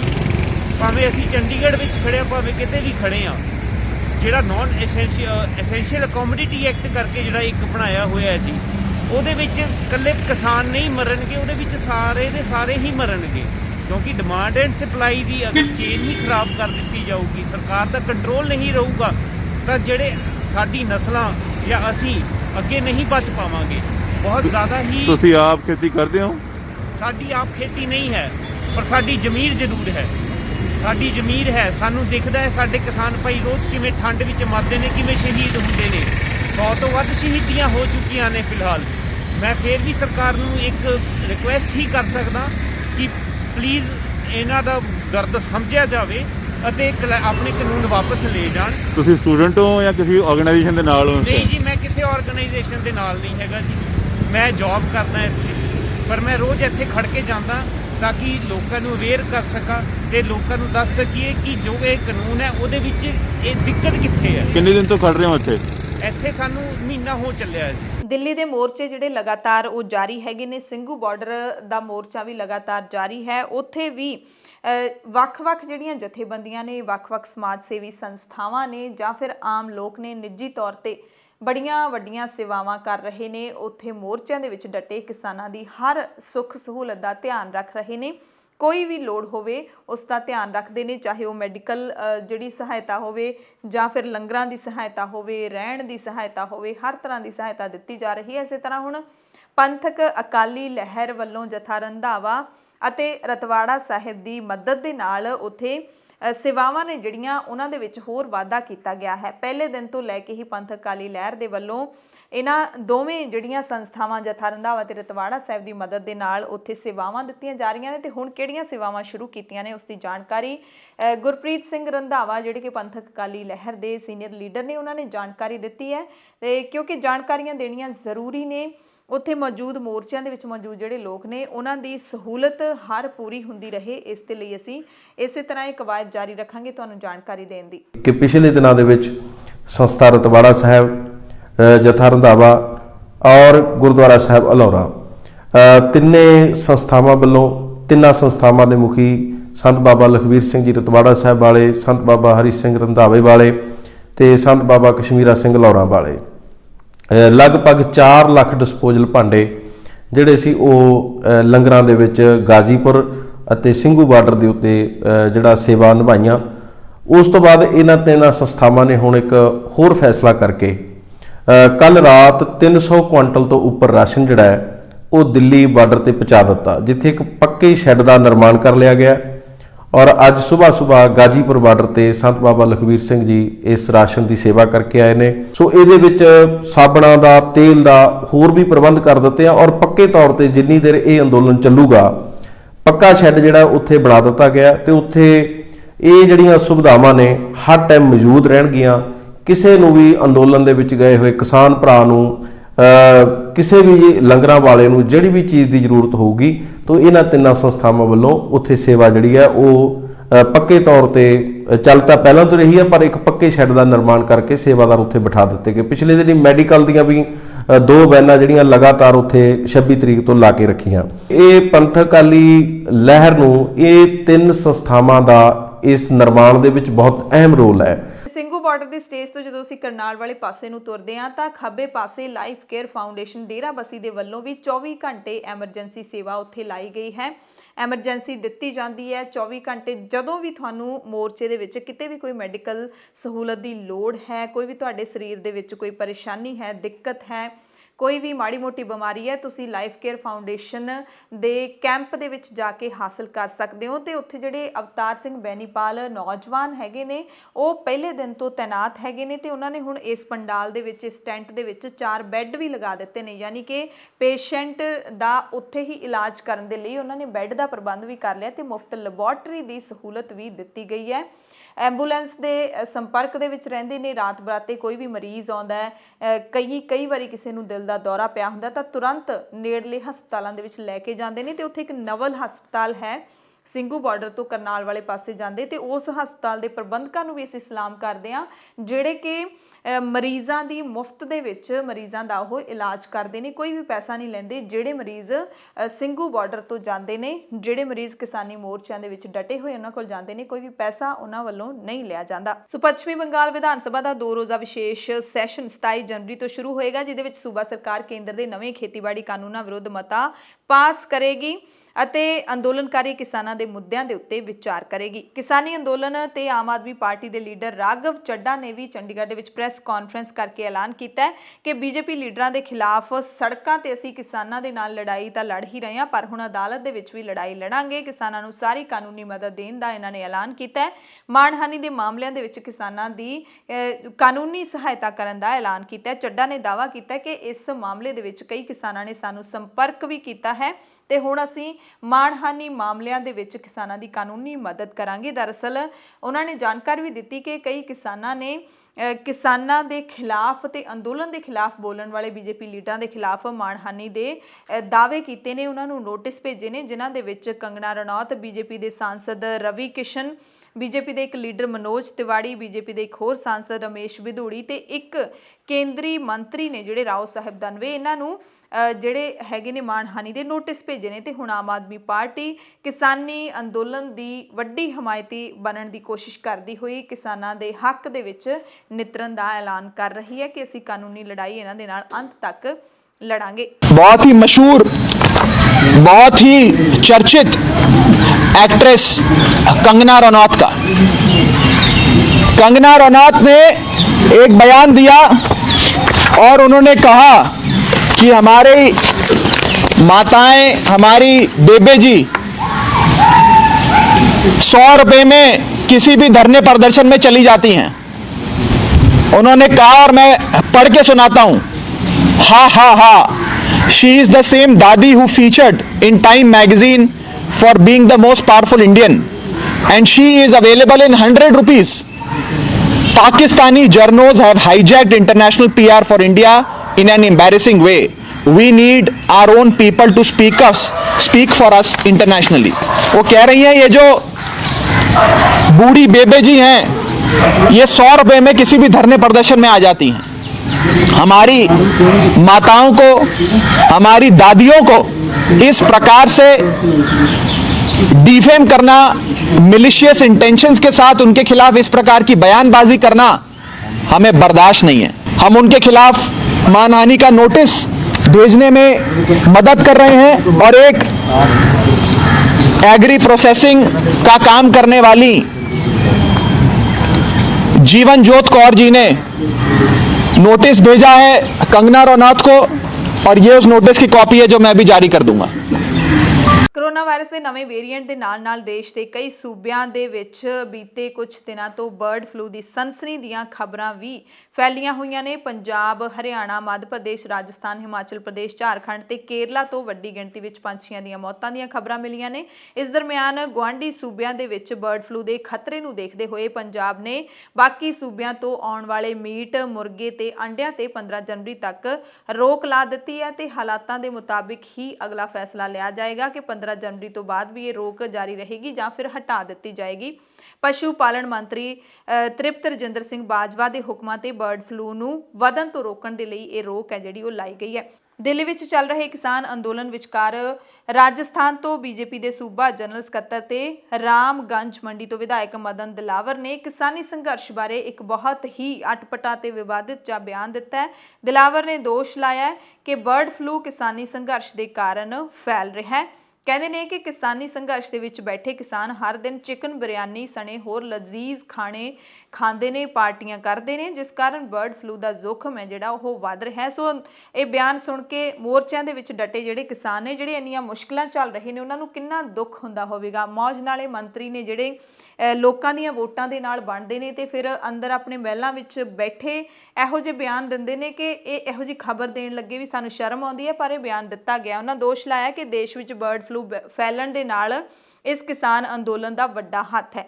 ਇੰਨਾ ਹੀ ਨਹੀਂ, ਦਿਲਾਵਰ ਨੇ ਕਿਸਾਨ ਅੰਦੋਲਨ ਦੇ ਵਿੱਚ ਅੱਤਵਾਦੀਆਂ ਦੇ ਲੁਕੇ ਹੋਣ ਦੀ ਸੰਭਾਵਨਾ ਵੀ ਜ਼ਾਹਿਰ ਕੀਤੀ ਤੇ ਸਰਕਾਰ ਤੋਂ ਮੰਗ ਕੀਤੀ ਹੈ ਕਿ ਇੰਨੀ ਵੱਡੀ ਗਿਣਤੀ ਵਿੱਚ ਡੇਰਾ ਲਾਈ ਬੈਠੇ ਅੰਦੋਲਨਕਾਰੀਆਂ ਨੂੰ ਹੁਣ ਸੜਕਾਂ ਤੋਂ ਉਠਾ ਦੇਣਾ ਚਾਹੀਦਾ ਹੈ, ਨਹੀਂ ਤਾਂ ਬਰਡ ਫਲੂ ਵਰਗੀ ਜਾਨਲੇਵਾ ਬਿਮਾਰੀ ਬਹੁਤ ਵੱਡੇ ਪੱਧਰ ਤੇ ਫੈਲ ਜਾਏਗੀ, ਕਿਉਂਕਿ ਕਿਸਾਨ ਉੱਥੇ ਚਿਕਨ ਬਿਰਿਆਨੀ ਖਾਂਦੇ ਨੇ। ਸ਼ਰਮ ਆਉਣੀ ਚਾਹੀਦੀ ਹੈ ਇਹੋ ਜਿਹੇ ਬਿਆਨ ਦੇਣ ਵਾਲਿਆਂ ਨੂੰ, ਕਿਉਂਕਿ ਜਿਹੜੇ ਉੱਥੇ ਮੋਰਚਿਆਂ ਦੇ ਵਿੱਚ ਸ਼ਾਮਿਲ ਨੇ, ਜਿਹੜੇ ਸਾਡੇ ਵਰਗੇ ਪੱਤਰਕਾਰ ਉੱਥੇ ਪੱਤਰਕਾਰੀ ਕਰਦੇ ਨੇ, ਖੁਦ ਆਪਣੀਆਂ ਅੱਖਾਂ ਦੇ ਨਾਲ ਦੇਖਦੇ ਨੇ, ਉੱਥੇ ਬਾਕਾਇਦਾ ਲੰਗਰ ਲੱਗੇ ਹੋਏ ਨੇ ਸ਼ਾਕਾਹਾਰੀ ਭੋਜਨ ਦੇ। ਹਰ ਟਰਾਲੀ ਦੇ ਵਿੱਚ ਲੋਕ ਆਪਣਾ ਲੰਗਰ ਦਾ ਸਮਾਨ ਲੈ ਕੇ ਆਏ ਨੇ, ਪਰ ਪੂਰਾ ਸ਼ਾਕਾਹਾਰੀ ਸਮਾਨ ਉੱਥੇ ਪਕਾਇਆ ਜਾਂਦਾ ਹੈ ਤੇ ਵਰਤਾਇਆ ਜਾਂਦਾ ਹੈ। ਤੇ ਇਹੋ ਜਿਹਾ ਕੋਈ ਵੀ ਸਾਨੂੰ ਤਸਵੀਰ ਨਹੀਂ ਦਿਖੀ ਜਿੱਥੇ ਕਿਸਾਨ ਚਿਕਨ ਬਿਰਿਆਨੀ ਖਾਂਦੇ ਹੋਣ। ਇੱਕ ਮੁਸਲਿਮ ਭਾਈਚਾਰੇ ਦੇ ਵੱਲੋਂ ਲੰਗਰ ਸ਼ੁਰੂ ਕੀਤਾ ਗਿਆ ਸੀ ਜਿਹਦੇ ਵਿੱਚੋਂ ਮਿੱਠੀ ਬਿਰਿਆਨੀ ਬਣਾਉਂਦੇ ਸੀਗੇ, ਬਿਲਕੁਲ ਸ਼ੁੱਧ ਸ਼ਾਕਾਹਾਰੀ ਬਿਰਿਆਨੀ ਬਣਾਉਂਦੇ ਸੀ। ਉਹ 'ਤੇ ਵੀ ਮੀਡੀਆ ਦੇ ਕੁਝ ਹਿੱਸੇ ਨੇ ਤੰਜ਼ ਕੱਸਿਆ ਸੀ ਕਿ ਇੱਥੇ ਕਿਸਾਨ ਬਿਰਿਆਨੀ ਖਾਂਦੇ ਨੇ, ਜਿਸ ਤੋਂ ਬਾਅਦ ਉਹਨਾਂ ਨੇ ਬਿਲਕੁਲ ਸਿੰਪਲ ਚੌਲਾਂ ਦਾ ਲੰਗਰ ਲਾਉਣਾ ਸ਼ੁਰੂ ਕਰ ਦਿੱਤਾ ਸੀ। ਖੇਤੀ ਕਾਨੂੰਨਾਂ ਨੂੰ ਰੱਦ ਕਰਵਾਉਣ ਦੇ ਲਈ ਟਰੈਕਟਰ ਟੂ ਟਵਿੱਟਰ ਜਿਹੜਾ ਡਟਿਆ ਹੋਇਆ ਹੈ ਸੋਸ਼ਲ ਮੀਡੀਆ ਦੇ ਮੈਦਾਨ ਦੇ ਵਿੱਚ, ਉਸਨੇ ਵੀ ਇਤਿਹਾਸ ਰਚ ਦਿੱਤਾ ਹੈ, ਕਿਉਂਕਿ ਪਹਿਲੀ ਵਾਰ ਗੁਰਮੁਖੀ ਹੈਸ਼ਟੈਗ ਇੰਡੀਆ ਦੇ ਵਿੱਚ ਪਹਿਲੇ ਨੰਬਰ ਤੇ ਆਇਆ, ਜਿਸ ਨੂੰ ਟਰੈਕਟਰ ਟੂ ਟਵਿੱਟਰ ਨੇ ਹੀ ਸ਼ੁਰੂ ਕੀਤਾ ਸੀ। ਇਹ ਹੈਸ਼ਟੈਗ ਦਾ ਨਾਮ ਹੈ ਜਾਂ ਮਰਾਂਗੇ ਜਾਂ ਜਿੱਤਾਂਗੇ। 8 ਤਰੀਕ ਦੀ ਬੈਠਕ ਦੇ ਵਿੱਚ ਕਿਸਾਨਾਂ ਨੇ ਸਰਕਾਰ ਦੇ ਮੂਹਰੇ ਤਖਤੀਆਂ ਫੜ ਕੇ ਮੌਨ ਧਾਰਨ ਕੀਤਾ ਸੀ। ਜਦੋਂ ਉਹ ਕਹਿੰਦੇ ਸੀ ਕਿ ਅਸੀਂ ਖੇਤੀ ਕਾਨੂੰਨ ਰੱਦ ਨਹੀਂ ਕਰਾਂਗੇ, ਤਾਂ ਕਿਸਾਨਾਂ ਨੇ ਜਵਾਬ ਦਿੱਤਾ ਸੀ ਜਾਂ ਮਰਾਂਗੇ ਜਾਂ ਜਿੱਤਾਂਗੇ। ਤੇ 9 ਜਨਵਰੀ ਨੂੰ ਇਹ ਹੈਸ਼ਟੈਗ ਟਵਿੱਟਰ ਦੇ ਉੱਤੇ ਟ੍ਰੈਂਡਿੰਗ ਦੇ ਵਿੱਚ ਰਿਹਾ, ਪਹਿਲਾਂ ਦੂਸਰੇ ਨੰਬਰ ਤੇ ਫਿਰ ਪਹਿਲੇ ਨੰਬਰ ਤੇ ਆ ਗਿਆ। ਤੇ ਇਹ ਇੱਕ ਰਿਕਾਰਡ ਬਣਿਆ ਹੈ ਕਿ ਟਵਿੱਟਰ ਦੇ ਉੱਤੇ ਗੁਰਮੁਖੀ ਭਾਸ਼ਾ ਦੇ ਵਿੱਚ, ਗੁਰਮੁਖੀ ਲਿਪੀ ਦੇ ਵਿੱਚ ਪਹਿਲੀ ਵਾਰੀ ਭਾਰਤ ਦੇ ਵਿੱਚ ਟਵਿੱਟਰ ਹੈ ਜਿਹੜਾ ਇਹ ਹੈਸ਼ਟੈਗ ਹੈਗਾ ਟਵਿੱਟਰ ਦੇ ਉੱਤੇ, ਇਹ ਟ੍ਰੈਂਡਿੰਗ ਦੇ ਵਿੱਚ ਆਇਆ, ਉਹ ਵੀ ਪਹਿਲੇ ਨੰਬਰ ਦੇ ਉੱਤੇ। ਬਰਤਾਨੀਆ ਦੇ 100 ਮੈਂਬਰ ਪਾਰਲੀਮੈਂਟਸ ਨੇ ਆਪਣੇ ਪ੍ਰਧਾਨ ਮੰਤਰੀ ਬੋਰਿਸ ਜੌਨਸਨ ਨੂੰ ਚਿੱਠੀ ਲਿਖੀ ਹੈ ਕਿਸਾਨੀ ਸੰਘਰਸ਼ ਦੀ ਹਮਾਇਤ ਦੇ ਵਿੱਚ, ਅਤੇ ਕਿਹਾ ਕਿ ਉਹ ਪ੍ਰਧਾਨ ਮੰਤਰੀ ਨਰਿੰਦਰ ਮੋਦੀ ਦੇ ਨਾਲ ਆਪਣੀ ਅਗਲੀ ਮੁਲਾਕਾਤ ਦੇ ਦੌਰਾਨ ਭਾਰਤ ਵਿੱਚ ਚੱਲ ਰਹੇ ਕਿਸਾਨੀ ਸੰਘਰਸ਼ ਦਾ ਪੂਰੇ ਤਰੀਕੇ ਨਾਲ ਹੱਲ ਕੱਢਣ ਦੇ ਲਈ ਕਹਿਣ। MP ਤਨਮਨਜੀਤ ਸਿੰਘ ਢੇਸੀ ਨੇ ਆਪਣੇ ਸੋਸ਼ਲ ਮੀਡੀਆ ਪਲੇਟਫਾਰਮਸ ਦੇ ਰਾਹੀਂ ਇਹ 100 ਸਾਂਸਦਾਂ ਦੇ ਦਸਤਖਤਾਂ ਵਾਲੀ ਚਿੱਠੀ ਸਾਂਝੀ ਕੀਤੀ ਹੈ ਅਤੇ ਇੱਕ ਵੀਡੀਓ ਵੀ ਜਾਰੀ ਕੀਤਾ। ਉਹਨਾਂ ਕਿਹਾ ਕਿ ਬਹੁਤ ਸਾਰੇ ਲੋਕ ਨਾ ਸਿਰਫ ਭਾਰਤ ਤੇ ਬਰਤਾਨੀਆ ਦੇ, ਸਗੋਂ ਪੂਰੀ ਦੁਨੀਆ ਵਿੱਚ ਜਿਹੜੇ ਲੋਕ ਹੈਗੇ ਨੇ ਉਹ ਭਾਰਤ ਅੰਦਰ ਚੱਲ ਰਹੇ ਸ਼ਾਂਤਮਈ ਕਿਸਾਨ ਪ੍ਰਦਰਸ਼ਨ ਬਾਰੇ ਫਿਕਰਮੰਦ ਨੇ। ਹਲਕਿਆਂ ਦੇ ਕਈ ਲੋਕਾਂ ਨੇ ਮੇਰੇ ਵਰਗੇ MPs ਕੋਲ ਆਪਣੀ ਫਿਕਰਮੰਦੀ ਜ਼ਾਹਿਰ ਕਰਨ ਲਈ ਪਹੁੰਚ ਕੀਤੀ ਹੈ। ਇਸ ਲਈ ਮੈਂ ਦੱਸਦੇ ਹੋਏ ਖੁਸ਼ੀ ਤੇ ਮਾਣ ਮਹਿਸੂਸ ਕਰ ਰਿਹਾ ਕਿ 100 ਤੋਂ ਵਧੇਰੇ ਬ੍ਰਿਟਿਸ਼ ਸੰਸਦਾਂ ਨੇ ਬ੍ਰਿਟਿਸ਼ ਪ੍ਰਧਾਨ ਮੰਤਰੀ ਬੋਰਿਸ ਜੌਨਸਨ ਨੂੰ ਲਿਖੀ ਕ੍ਰਾਸ ਪਾਰਟੀ ਚਿੱਠੀ ਤੇ ਦਸਤਖਤ ਕੀਤੇ ਨੇ। ਤਨ ਢੇਸੀ ਇਸ ਤੋਂ ਪਹਿਲਾਂ ਵੀ ਤਿੰਨੇ ਖੇਤੀ ਕਾਨੂੰਨਾਂ ਦੇ ਵਿਰੋਧ ਦੇ ਵਿੱਚ ਭਾਰਤੀ ਕਿਸਾਨਾਂ ਦੇ ਅੰਦੋਲਨ ਦੀ ਹਮਾਇਤ ਵਿੱਚ ਬੋਲਦੇ ਰਹੇ ਨੇ। ਪੰਜਾਬ ਦੇ ਵਿੱਤ ਮੰਤਰੀ ਮਨਪ੍ਰੀਤ ਬਾਦਲ ਨੇ ਕਿਸਾਨਾਂ ਨੂੰ ਤੇ ਸਰਕਾਰ ਨੂੰ 2 ਸੁਝਾਅ ਦਿੱਤੇ ਸੀ। ਮੋਦੀ ਸਰਕਾਰ ਸਾਹਮਣੇ 2 ਫਾਰਮੂਲੇ ਰੱਖੇ ਸੀ ਕਿ ਇਹਦੇ ਨਾਲ ਕਿਸਾਨਾਂ ਦੇ ਮਸਲੇ ਦਾ ਹੱਲ ਨਿਕਲ ਆਏਗਾ, ਜਿਸ ਨੂੰ ਕਿਸਾਨ ਲੀਡਰਾਂ ਨੇ ਠੁਕਰਾ ਦਿੱਤਾ। ਮਨਪ੍ਰੀਤ ਬਾਦਲ ਨੇ 2 ਫਾਰਮੂਲੇ ਦਿੱਤੇ ਕਿ ਕਿਸਾਨਾਂ ਦੀ ਨਾਰਾਜ਼ਗੀ ਨੂੰ ਦੂਰ ਕਰਨ ਲਈ ਕੇਂਦਰ ਸਰਕਾਰ 1 ਸਾਲ ਦੇ ਲਈ ਤਿੰਨੇ ਕਾਨੂੰਨਾਂ ਨੂੰ ਸਸਪੈਂਡ ਕਰ ਦੇਵੇ ਜਦੋਂ ਤੱਕ ਗੱਲਬਾਤ ਦੇ ਨਾਲ ਇਸ ਦਾ ਹੱਲ ਨਹੀਂ ਨਿਕਲਦਾ। ਦੂਸਰਾ ਫਾਰਮੂਲਾ ਇਹ ਦਿੱਤਾ ਕਿ ਖੇਤੀ ਕਾਨੂੰਨ ਲਾਗੂ ਕਰਨਾ ਹੈ ਜਾਂ ਨਹੀਂ, ਇਹ ਸੂਬਾ ਸਰਕਾਰਾਂ ਤੇ ਛੱਡ ਦਿੱਤਾ ਜਾਵੇ। ਪਰ ਕਿਸਾਨ ਲੀਡਰਾਂ ਨੇ ਮਨਪ੍ਰੀਤ ਬਾਦਲ ਦੇ ਇਸ ਬਿਆਨ ਦੇ ਉੱਤੇ ਪ੍ਰਤੀਕਰਮ ਦਿੰਦਿਆਂ ਕਿਹਾ ਹੈ ਕਿ ਮਨਪ੍ਰੀਤ ਬਾਦਲ ਦੀ ਸਲਾਹ ਦੀ ਸਾਨੂੰ ਕੋਈ ਲੋੜ ਨਹੀਂ ਹੈ। ਕੇਂਦਰ ਸਰਕਾਰ ਮੂਹਰੇ ਆਪਣਾ ਪੱਖ ਰੱਖ ਸਕਦੇ ਨੇ, ਪਰ ਅਸੀਂ ਉਹਨਾਂ ਦੇ ਇਸ ਸਲਾਹ ਦੇ ਨਾਲ ਸਹਿਮਤ ਨਹੀਂ ਹਾਂ। ਪਟਿਆਲਾ ਤੋਂ ਸੂਬੇਦਾਰ ਕਰਤਾਰ ਸਿੰਘ ਚੈਰੀਟੇਬਲ ਟਰੱਸਟ ਦੇ ਵੱਲੋਂ ਦਿੱਲੀ ਸੰਘਰਸ਼ ਵਿੱਚ ਕਿਸਾਨਾਂ ਲਈ 100 ਤੋਂ ਵੱਧ ਸਮਾਨ ਦੇ ਨਾਲ ਭਰੀਆਂ ਟਰਾਲੀਆਂ ਨੂੰ ਰਵਾਨਾ ਕੀਤਾ ਗਿਆ। ਇਸ ਮੌਕੇ ਸਾਬਕਾ ਕੈਬਨਿਟ ਮੰਤਰੀ ਸੁਰਜੀਤ ਸਿੰਘ ਰੱਖੜਾ, ਚਰਨਜੀਤ ਸਿੰਘ ਰੱਖੜਾ ਤੇ ਕਈ ਹੋਰ ਅਕਾਲੀ ਲੀਡਰ ਵੀ ਮੌਜੂਦ ਸਨ। ਉਹਨਾਂ ਦੱਸਿਆ ਕਿ ਮੋਦੀ ਸਰਕਾਰ ਕਿਸਾਨਾਂ ਦੇ ਵਿਰੋਧ ਦੇ ਵਿੱਚ ਫੈਸਲੇ ਜਿਹੜੇ ਲੈ ਰਹੀ ਹੈ ਤੇ ਹੁਣ ਕਿਸਾਨਾਂ ਦੀ ਗੱਲ ਨਹੀਂ ਮੰਨ ਰਹੀ, ਜਿਹੜੇ ਕਿ ਕਿਸਾਨਾਂ ਦੇ ਹਿੱਤ ਦੇ ਵਿੱਚ ਹੀ ਨਹੀਂ ਹੈਗੇ। ਇਸ ਕਰਕੇ ਕਿਸਾਨ ਮੋਰਚਿਆਂ ਦੇ ਉੱਤੇ ਡਟੇ ਰਹਿਣ। ਅਸੀਂ ਅਰਦਾਸ ਕਰਦੇ ਹਾਂ ਕਿ ਉਹ ਜਿੱਤ ਕੇ ਮੁੜਨ ਤੇ ਉਹਨਾਂ ਦੀ ਹਰ ਸਹੂਲਤ ਦਾ ਸਾਡਾ ਫਰਜ਼ ਬਣਦਾ ਕਿ ਅਸੀਂ ਧਿਆਨ ਰੱਖੀਏ ਤੇ ਇਸੇ ਕਰਕੇ ਅਸੀਂ ਰਾਸ਼ਨ, ਫਲ, ਦਵਾਈਆਂ, ਤਰਪਾਲਾਂ ਤੇ ਹੋਰ ਜ਼ਰੂਰੀ ਸਮਾਨ ਨਾਲ ਭਰੀਆਂ ਟਰਾਲੀਆਂ ਨੇ ਜਿਹੜੀਆਂ ਉਹ ਸੂਬੇਦਾਰ ਕਰਤਾਰ ਸਿੰਘ ਚੈਰੀਟੇਬਲ ਟਰੱਸਟ ਦੇ ਵੱਲੋਂ ਰਵਾਨਾ ਕੀਤੀਆਂ ਨੇ। 100 ਤੋਂ ਵੱਧ ਟਰਾਲੀਆਂ ਨੇ ਜਿਹੜੀਆਂ ਰਵਾਨਾ ਕੀਤੀਆਂ ਗਈਆਂ ਨੇ। ਸਿੰਘੂ ਬਾਰਡਰ ਕਿਸਾਨ ਧਰਨੇ ਤੋਂ ਪਰਤੇ ਪਟਿਆਲਾ ਦੇ ਪਿੰਡ ਸ਼ੇਖੂਪੁਰਾ ਦੇ ਪੰਚ ਸੁਖਦੇਵ ਸਿੰਘ ਦੀ ਵੀ ਮੌਤ ਹੋਣ ਦੀ ਸੂਚਨਾ ਮਿਲੀ ਹੈ। ਸਥਾਨਕ ਪ੍ਰੋਫੈਸਰ ਇਨਕਲੇਵ ਪਟਿਆਲਾ ਦੇ ਰਹਿਣ ਵਾਲੇ ਸੁਖਦੇਵ ਸਿੰਘ ਪਿੰਡ ਸ਼ੇਖੂਪੁਰਾ ਦੇ ਪੰਚ ਸਨ ਤੇ ਕੁਝ ਦਿਨ ਪਹਿਲਾਂ ਕਿਸਾਨਾਂ ਦੇ ਸੰਘਰਸ਼ ਵਿੱਚ ਸ਼ਾਮਿਲ ਹੋਣ ਸਿੰਘੂ ਬਾਰਡਰ ਕਿਸਾਨ ਧਰਨੇ ਤੇ ਗਏ ਸੀ। ਵਾਪਸ ਆਉਣ ਤੇ ਉਹਨਾਂ ਨੂੰ ਬੁਖਾਰ ਦੀ ਸ਼ਿਕਾਇਤ ਹੋਈ। ਜਦੋਂ ਠੀਕ ਨਾ ਹੋਏ ਤਾਂ ਸਾਹ ਲੈਣ ਦੇ ਵਿੱਚ ਤਕਲੀਫ ਹੋਈ। ਪਟਿਆਲਾ ਦੇ ਨਿੱਜੀ ਹਸਪਤਾਲ ਵਿੱਚ ਦਾਖਲ ਕਰਵਾਇਆ ਗਿਆ, ਜਿੱਥੇ ਉਹਨਾਂ ਦੀ ਮੌਤ ਹੋ ਗਈ ਤੇ ਅੰਤਿਮ ਸੰਸਕਾਰ ਵੀ ਕਰ ਦਿੱਤਾ ਗਿਆ ਹੈ। ਕਿਸਾਨ ਲੀਡਰਾਂ ਨੇ ਜਿਹੜੇ ਮ੍ਰਿਤਕ ਕਿਸਾਨ ਦੇ ਪਰਿਵਾਰ ਦੇ ਲਈ ਮੁਆਵਜ਼ਾ, ਇੱਕ ਮੈਂਬਰ ਲਈ ਸਰਕਾਰੀ ਨੌਕਰੀ ਤੇ ਕਰਜ਼ਾ ਮਾਫੀ ਦੀ ਮੰਗ ਹੈ ਜਿਹੜੀ ਉਹ ਕੀਤੀ ਹੈ।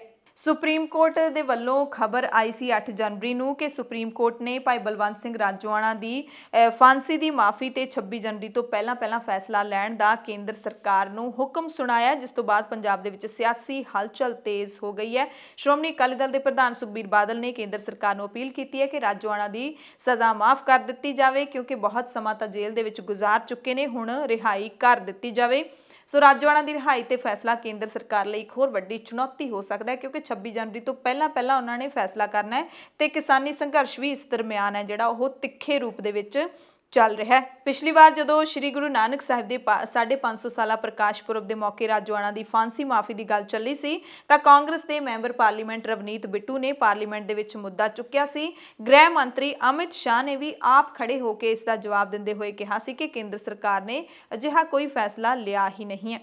ਅੰਮ੍ਰਿਤਸਰ ਤੋਂ ਇਟਲੀ ਤੱਕ 8 ਜਨਵਰੀ ਤੋਂ ਸਿੱਧੀਆਂ ਉਡਾਣਾਂ ਸ਼ੁਰੂ ਹੋ ਚੁੱਕੀਆਂ ਨੇ ਤੇ ਪਹਿਲੇ ਦਿਨ 3 ਉਡਾਣਾਂ ਨੇ ਜਿਹੜੀਆਂ ਉਹ ਉੱਡੀਆਂ ਨੇ। 2020 ਦੇ ਵਿੱਚ ਮਹਾਮਾਰੀ ਕਾਰਨ ਅੰਤਰਰਾਸ਼ਟਰੀ ਉਡਾਣਾਂ ਦੇ ਮੁਅੱਤਲ ਹੋਣ ਦੇ ਸਮੇਂ ਦੌਰਾਨ ਬ੍ਰਿਟਿਸ਼ 에ਅਰਵੇਜ਼ ਸਮੇਤ ਵਿਸ਼ਵ ਦੀਆਂ ਕਈ ਹੋਰ ਪ੍ਰਮੁੱਖ ਅੰਤਰਰਾਸ਼ਟਰੀ 에ਅਰਲਾਈਨਸ ਦੇ ਵੱਲੋਂ ਮੁਲਕ ਵਾਪਸੀ ਲਈ ਵਿਸ਼ੇਸ਼ ਉਡਾਣਾਂ ਦਾ ਅੰਮ੍ਰਿਤਸਰ ਤੋਂ ਸਫਲਤਾਪੂਰਵਕ ਸੰਚਾਲਨ ਹੈ ਜਿਹੜਾ ਉਹ ਸ਼ੁਰੂ ਕਰ ਦਿੱਤਾ ਗਿਆ ਤੇ ਹੁਣ ਸ਼੍ਰੀ ਗੁਰੂ ਰਾਮਦਾਸ ਜੀ ਅੰਤਰਰਾਸ਼ਟਰੀ ਹਵਾਈ ਅੱਡਾ ਅੰਮ੍ਰਿਤਸਰ ਤੋਂ 8 ਜਨਵਰੀ ਨੂੰ ਇੱਕ ਹੋਰ ਉਡਾਣ ਸ਼ੁਰੂ ਕਰ ਦਿੱਤੀ ਗਈ ਹੈ, ਜਿਹੜੀ ਕਿ ਅੰਮ੍ਰਿਤਸਰ ਤੋਂ ਇਟਲੀ ਅਤੇ ਇਟਲੀ ਤੋਂ ਅੰਮ੍ਰਿਤਸਰ ਹੈ। ਇਸ ਦੀ ਜਾਣਕਾਰੀ ਫਲਾਈ ਅੰਮ੍ਰਿਤਸਰ ਇਨੀਸ਼ੀਏਟਿਵ ਦੇ ਗਲੋਬਲ ਕਨਵੀਨਰ ਸਮੀਪ ਸਿੰਘ ਗੁਮਟਾਲਾ ਨੇ ਦਿੱਤੀ ਹੈ।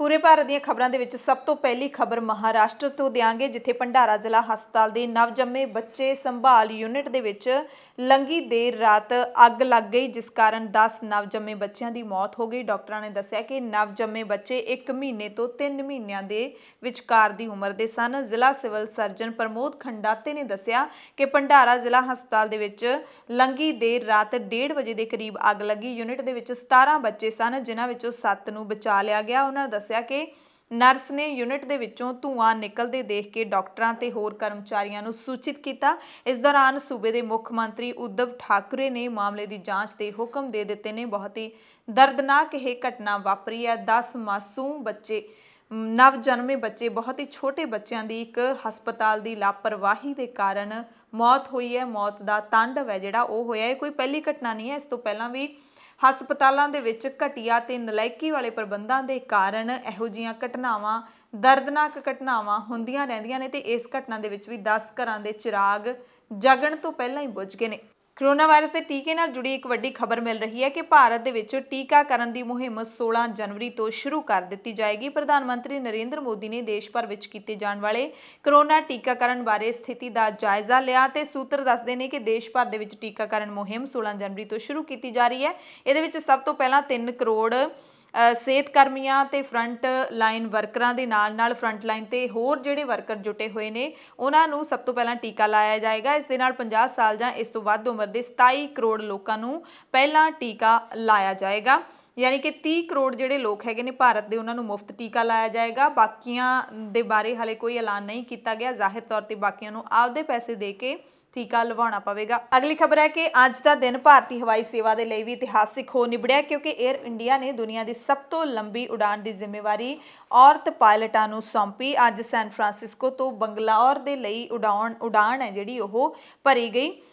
ਇਸ ਦੀ ਜਾਣਕਾਰੀ ਸ਼ਹਿਰੀ ਹਵਾਬਾਜ਼ੀ ਮੰਤਰੀ ਹਰਦੀਪ ਸਿੰਘ ਪੁਰੀ ਨੇ ਦਿੱਤੀ। ਉਹਨਾਂ ਨੇ ਦੱਸਿਆ ਕਿ 에ਅਰ ਇੰਡੀਆ ਦਾ ਜਹਾਜ਼ ਬੰਗਲੌਰ ਪਹੁੰਚਣ ਲਈ ਉੱਤਰੀ ਧਰੁਵ ਤੋਂ ਐਟਲਾਂਟਿਕ ਦਾ ਰਾਹ ਲਵੇਗਾ। ਪੁਰੀ ਨੇ ਟਵੀਟ ਕਰਕੇ ਦੱਸਿਆ ਕਿ ਕੈਪਟਨ ਜ਼ੋਇਆ ਅਗਰਵਾਲ, ਕਪਤਾਨ ਪੀ ਥਨਮਾਈ, ਕਪਤਾਨ ਆਕਾਂਕਸ਼ਾ ਸੁਨਾਵਰੇ ਤੇ ਕੈਪਟਨ ਸ਼ਿਵਾਨੀ ਮਨਹਾਸ ਇਹ ਕਾਕਪਿਟ ਚਾਲਕ ਦਲ ਬੰਗਲੌਰ ਤੇ ਸੈਨ ਫਰਾਂਸਿਸਕੋ ਵਿਚਲੀ ਇਤਿਹਾਸਿਕ ਉਡਾਨ ਦਾ ਉਦਘਾਟਨ ਕਰਨਗੀਆਂ। ਤੇ 에ਅਰ ਇੰਡੀਆ ਦੀ ਜਿਹੜੀ ਇਹ ਉਡਾਨ ਹੈ, ਇਹ ਹਵਾਈ ਜਹਾਜ਼ ਹੈ AL 176, ਉਹ ਅਮਰੀਕਾ ਦੇ ਸਮੇਂ ਮੁਤਾਬਿਕ ਰਾਤ 8:30 ਵਜੇ ਸੈਨ ਫਰਾਂਸਿਸਕੋ ਤੋਂ ਉਡਾਨ ਭਰੇਗਾ ਤੇ ਸੋਮਵਾਰ ਨੂੰ ਤੜਕੇ 3:45 ਤੇ ਕੈਂਪੇਗੌੜਾ ਅੰਤਰਰਾਸ਼ਟਰੀ ਹਵਾਈ ਅੱਡੇ ਤੇ ਉਤਰੇਗਾ। ਭਾਰਤ ਸੰਯੁਕਤ ਰਾਸ਼ਟਰ ਸੁਰੱਖਿਆ ਕੌਂਸਲ ਯਾਨੀ ਕਿ UNSC ਦੇ ਵਿੱਚ ਅਸਥਾਈ ਮੈਂਬਰ ਦੇ ਵਜੋਂ ਆਪਣੇ ਕਾਰਜਕਾਲ ਦੌਰਾਨ ਤਾਲਿਬਾਨ ਤੇ ਲੀਬੀਆ ਦੇ ਉੱਤੇ ਪਾਬੰਦੀ ਕਮੇਟੀਆਂ ਤੇ ਅੱਤਵਾਦ ਦੀ ਰੋਕੂ ਕਮੇਟੀ ਦੀ ਪ੍ਰਧਾਨਗੀ ਕਰੇਗਾ। ਸੰਯੁਕਤ ਰਾਸ਼ਟਰ ਦੀ 15 ਮੈਂਬਰੀ ਸੁਰੱਖਿਆ ਕੌਂਸਲ ਦੇ ਵਿੱਚ ਸਾਲਾਂ ਤੋਂ ਸੁਧਾਰ ਦੀ ਮੰਗ ਕਰ ਰਹੇ ਭਾਰਤ ਨੇ ਅਸਥਾਈ ਮੈਂਬਰ ਦੇ ਵਜੋਂ 1 ਜਨਵਰੀ ਤੋਂ ਆਪਣੇ 2 ਸਾਲਾ ਕਾਰਜਕਾਲ ਦੀ ਸ਼ੁਰੂਆਤ ਕੀਤੀ ਹੈ। ਕੌਂਸਲ ਦੇ ਵਿੱਚ 5 ਸਥਾਈ ਤੇ 10 ਅਸਥਾਈ ਮੈਂਬਰ ਨੇ। ਸੰਯੁਕਤ ਰਾਸ਼ਟਰ ਦੇ ਵਿੱਚ ਭਾਰਤ ਦੇ ਸਥਾਈ ਨੁਮਾਇੰਦੇ TS ਤ੍ਰਿਮੂਰਤੀ ਨੇ ਵੀਡੀਓ ਸੁਨੇਹੇ ਦੇ ਵਿੱਚ ਕਿਹਾ ਕਿ ਮੈਨੂੰ ਇਹ ਕਹਿੰਦਿਆਂ ਖੁਸ਼ੀ ਹੋ ਰਹੀ ਹੈ ਕਿ ਭਾਰਤ ਨੂੰ ਸੁਰੱਖਿਆ ਕੌਂਸਲ ਦੀਆਂ 3 ਮਹੱਤਵਪੂਰਨ ਕਮੇਟੀਆਂ ਦੀ ਪ੍ਰਧਾਨਗੀ ਲਈ ਕਿਹਾ ਗਿਆ। ਇਹਦੇ ਵਿੱਚ ਤਾਲਿਬਾਨ ਤੇ ਪਾਬੰਦੀ ਕਮੇਟੀ, ਅੱਤਵਾਦੀ ਰੋਕੂ ਕਮੇਟੀ ਅਤੇ ਲੀਬੀਆ ਉੱਤੇ ਪਾਬੰਦੀ ਕਮੇਟੀ ਸ਼ਾਮਲ ਹੈ। ਉਧਰ ਕੱਲ ਕਿਸਾਨ ਅਤੇ ਸਰਕਾਰ ਦੇ ਦਰਮਿਆਨ ਬੈਠਕ ਬੇਸਿੱਟਾ ਰਹੀ ਹੈ, ਜਿਸ ਤੋਂ ਬਾਅਦ ਕਿਸਾਨੀ ਮੁੱਦੇ ਦੇ ਉੱਤੇ ਸੋਨੀਆ ਗਾਂਧੀ ਨੇ ਪਾਰਟੀ ਲੀਡਰਾਂ ਦੇ ਨਾਲ ਬੈਠਕ ਕੀਤੀ। ਦਿੱਲੀ ਦੇ ਵਿੱਚ ਸੋਨੀਆ ਗਾਂਧੀ ਨੇ ਪਾਰਟੀ ਦੇ ਜਨਰਲ ਸਕੱਤਰਾਂ ਤੇ ਇੰਚਾਰਜਾਂ ਦੇ ਨਾਲ ਵਰਚੁਅਲ ਬੈਠਕ ਕੀਤੀ ਅਤੇ ਮੌਜੂਦਾ ਸਿਆਸੀ ਦ੍ਰਿਸ਼ ਤੇ ਕਿਸਾਨਾਂ ਦੇ ਮੁੱਦੇ ਤੇ ਵਿਚਾਰ ਵਟਾਂਦਰੇ ਕੀਤੇ। ਗਾਂਧੀ ਤੋਂ ਇਲਾਵਾ ਕਾਂਗਰਸ ਦੇ ਜਨਰਲ ਸਕੱਤਰ KC ਵੇਣੂਗੋਪਾਲ, ਉੱਤਰਾਖੰਡ ਦੇ ਸਾਬਕਾ ਮੁੱਖ ਮੰਤਰੀ ਹਰੀਸ਼ ਰਾਵਤ, ਰਾਜੀਵ ਸਤਵਾਲ, ਮਾਨਿਕਮ ਟੈਗੋਰ, ਇਹ ਹੋਰ ਜਿਹੜੇ ਵੱਡੇ ਲੀਡਰ ਨੇ ਉਹ ਇਸ ਮੀਟਿੰਗ ਦੇ ਵਿੱਚ ਸ਼ਾਮਲ ਸਨ। ਤੇ ਕਾਂਗਰਸ ਦੇ ਯੂਥ ਵਿੰਗ ਨੇ ਵੀ ਅੱਜ ਖੇਤੀ ਕਾਨੂੰਨਾਂ ਵਿਰੁੱਧ ਚੱਲ ਰਹੇ ਸੰਘਰਸ਼ ਦੌਰਾਨ ਆਪਣੀਆਂ ਜਾਨਾਂ ਗਵਾਉਣ ਵਾਲੇ ਕਿਸਾਨਾਂ ਦੇ ਸਨਮਾਨ ਦੇ ਵਿੱਚ ਇੱਕ ਮੁੱਠੀ ਮਿੱਟੀ ਸ਼ਹੀਦਾਂ ਦੇ ਨਾਮ ਮੁਹਿੰਮ ਦੀ ਸ਼ੁਰੂਆਤ ਕੀਤੀ। ਇੰਡੀਆ ਯੂਥ ਕਾਂਗਰਸ ਦੇ ਪ੍ਰਧਾਨ ਸ੍ਰੀਨਿਵਾਸ ਬੀਵੀ ਦੇ ਮੁਤਾਬਿਕ 60 ਤੋਂ ਵੱਧ ਕਿਸਾਨ ਸੰਘਰਸ਼ ਦੇ ਵਿੱਚ ਸ਼ਹੀਦ ਹੋ ਚੁੱਕੇ ਨੇ ਤੇ ਇਹ ਮੁਹਿੰਮ ਉਹਨਾਂ ਦੇ ਸਨਮਾਨ ਦੇ ਵਿੱਚ ਸ਼ੁਰੂ ਕੀਤੀ ਗਈ ਹੈ। ਇਸ ਤਹਿਤ ਜਥੇਬੰਦੀ ਦੇ ਵਰਕਰ ਦੇਸ਼ ਦੇ ਹਰ ਜ਼ਿਲ੍ਹੇ ਤੋਂ ਇੱਕ ਮੁੱਠੀ ਮਿੱਟੀ ਇਕੱਠੀ ਕਰਕੇ ਯੂਥ ਕਾਂਗਰਸ ਦੇ ਕੌਮੀ ਦਫ਼ਤਰ ਦੇ ਵਿੱਚ ਭੇਂਟ ਕਰਨਗੇ ਤੇ ਇਸ ਮਗਰੋਂ ਸ਼ਹੀਦ ਕਿਸਾਨਾਂ ਦੇ ਪਿੰਡਾਂ ਤੇ ਖੇਤਾਂ ਦੇ ਵਿੱਚ ਇਹ ਮਿੱਟੀ ਹੈ ਜਿਹੜੀ ਉਹ ਰਲਾਈ ਜਾਵੇਗੀ। ਅਗਲੀ ਖਬਰ ਹਿੰਦੁਸਤਾਨ ਟਾਈਮਜ਼ ਅਖਬਾਰ ਦੇ ਹਵਾਲੇ ਦੇ ਨਾਲ ਤੁਹਾਨੂੰ ਦੱਸਦੇ ਹਾਂ, ਜਿਸ ਦੇ ਮੁਤਾਬਿਕ ਸੰਸਦ ਦੇ ਬਜਟ ਸੈਸ਼ਨ ਦੇ ਵਿੱਚ ਪ੍ਰਸ਼ਨ ਕਾਲ ਦੀ ਹੁਣ ਵਾਪਸੀ ਹੋ ਜਾਏਗੀ, ਜਿਹੜੀ ਕਿ ਕਰੋਨਾ ਕਾਲ ਦੇ ਵਿੱਚ ਬੰਦ ਕਰ ਦਿੱਤੀ ਗਈ ਸੀ। ਪਹਿਲੇ ਪੰਨੇ ਦੇ ਉੱਤੇ ਅਖਬਾਰ ਨੇ ਲਿਖਿਆ ਕਿ ਜਦੋਂ ਰਾਸ਼ਟਰਪਤੀ ਰਾਮਨਾਥ ਕੋਵਿੰਦ ਸੰਸਦ ਦੇ ਸਾਂਝੇ ਸੈਸ਼ਨ ਨੂੰ ਸੰਬੋਧਨ ਕਰਨਗੇ, ਉਦੋਂ ਕੋਵਿਡ-19 ਦੇ ਨਵੇਂ ਨਿਯਮਾਂ ਦਾ ਪਾਲਣ ਕਰਨ ਦੇ ਨਾਲ ਹੀ ਸੰਸਦ ਦਾ ਕੇਂਦਰੀ ਜਿਹੜਾ ਹਾਲ ਹੈ ਉਹ ਖਚਾ-ਖਚ ਭਰਿਆ ਹੋਏਗਾ। ਕਰੋਨਾ ਵਾਇਰਸ ਕਾਰਨ ਇੱਕ ਕੇਂਦਰੀ ਮੰਤਰੀ ਤੇ 3 ਸੰਸਦਾਂ ਦੀ ਮੌਤ ਹੋ ਗਈ ਹੈ। 2020 ਵਿੱਚ 2 ਸਦਨਾਂ ਨੂੰ ਜਿੱਥੇ ਛੋਟਾ ਜਿਹਾ ਕਰ ਦਿੱਤਾ ਸੀ, ਉੱਥੇ ਹੀ ਜਿਹੜਾ ਸਰਦ ਰੁੱਤ ਸੈਸ਼ਨ ਹੈ ਪੂਰੀ ਤਰ੍ਹਾਂ ਦੇ ਨਾਲ ਕੋਵਿਡ-19 ਦੀ ਭੇਂਟ ਚੜ੍ਹ ਗਿਆ। ਮੌਨਸੂਨ ਸੈਸ਼ਨ ਵਿੱਚ ਪਾਸ ਕੀਤੇ ਗਏ 3 ਖੇਤੀ ਕਾਨੂੰਨਾਂ ਤੋਂ ਬਾਅਦ ਦਿੱਲੀ ਦੀ ਸਰਹੱਦ ਦੇ ਉੱਤੇ ਵੱਡੀ ਗਿਣਤੀ ਵਿੱਚ ਕਿਸਾਨ ਵਿਰੋਧ ਕਰ ਰਹੇ ਨੇ ਤੇ ਆਉਣ ਵਾਲੇ ਸੈਸ਼ਨ ਦੇ ਵਿੱਚ ਤਿੰਨੇ ਖੇਤੀ ਕਾਨੂੰਨਾਂ ਨੂੰ ਲੈ ਕੇ ਹੰਗਾਮਾ ਜ਼ਾਹਿਰ ਤੌਰ ਤੇ ਹੋਏਗਾ। ਅਖਬਾਰ ਲਿਖਦਾ ਹੈ ਕਿ ਬਜਟ ਸੈਸ਼ਨ ਦੇ ਸਮੇਂ ਨੂੰ ਵਧਾਇਆ ਜਾ ਸਕਦਾ ਹੈ।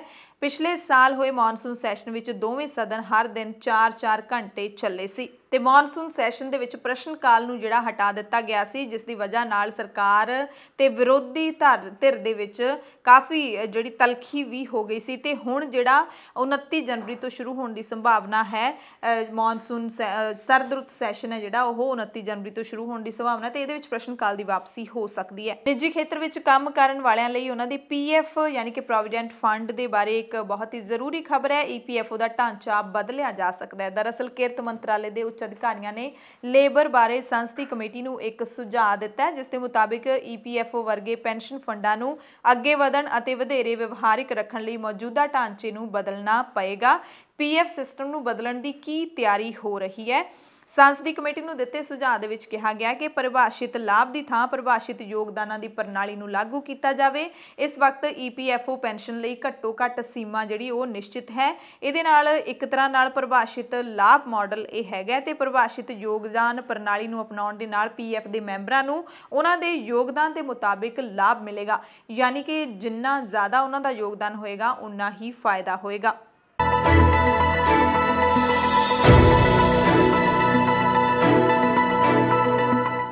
ਦੁਨੀਆ ਭਰ ਦੀਆਂ ਖਬਰਾਂ ਦੇ ਵਿੱਚ ਸਭ ਤੋਂ ਪਹਿਲਾਂ ਇੰਡੋਨੇਸ਼ੀਆ ਤੋਂ ਖਬਰ ਹੈ, ਜਿੱਥੇ ਉਡਾਣ ਭਰਨ ਤੋਂ ਬਾਅਦ ਯਾਤਰੀ ਜਹਾਜ਼ ਲਾਪਤਾ ਹੋ ਗਿਆ।